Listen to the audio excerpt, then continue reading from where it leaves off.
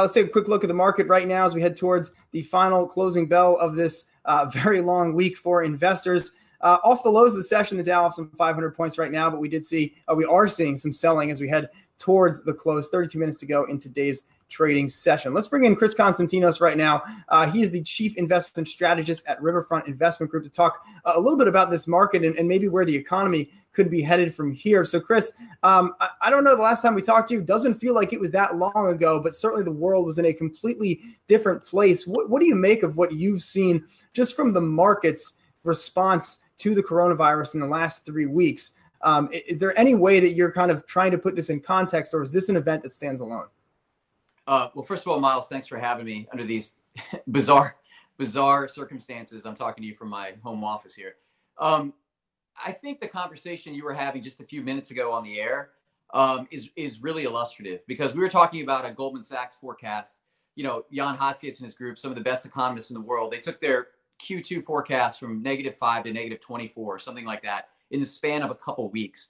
I think that shows you, one, just how unprecedented the situation is economically, and two, how difficult it is for people in my business to try to come up with a credible forecast in these types of environments. So, you know, is -24 credible? I suspect that it is. You know, if you're looking at Chinese high frequency data, you know, the daily or weekly data that comes out of the Chinese economy, basically their economic activity fell by, 50+% from January to February, and it's just now starting to improve, but not nearly fast enough. I think that's a little bit of a indicator for what we could expect for the U.S. economy for the next quarter or so. And you know, is an earnings, the consensus earnings at $165 right now. That's probably not anywhere close to being correct. You know, I think the market as it stands today is pricing in about $140, $145 of earnings, and it could go lower than that. So in these times, the visibility is really, really low. And I think you just have to kind of rely on, depending on what your investment horizon is, some sort of risk management philosophy. Well, and so Chris, when you watch the market move with this kind of speed, I mean, I guess, the VIX is now in the high 60s. It was in the 80s only a couple sessions ago.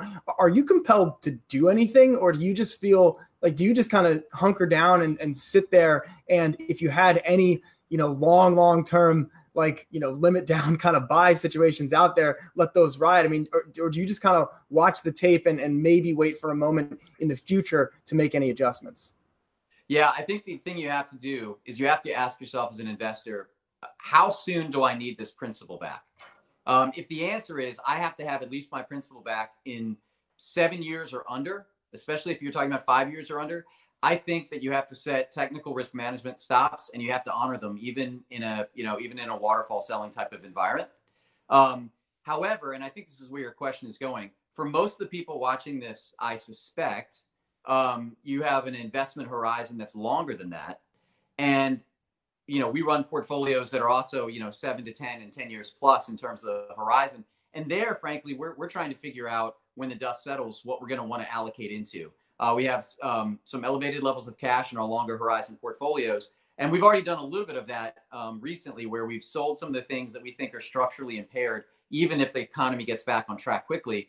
And we're looking into, areas that we think structurally will benefit from what's going on right now, and had tailwinds before this was happening and will continue to have tailwinds afterwards. And I think you have to be sharpening up your buy list if you have a longer investment horizon. And basically that's essentially what we're doing right now. So it's kind of bifurcated advice depending on how quickly you need your money back. All right. Chris Konstantinos with Riverfront Investment Group. Thanks so much for the time, and we'll talk to you soon. Thank you. Hey investors, Zach Guzman here. Are you interested in learning more about the markets and getting the latest financial news? Well, then click right here to subscribe to our Yahoo Finance YouTube channel. Get the latest up-to-the-minute market analysis, big interviews in the world of finance, and information on how to manage your money every day wherever you are.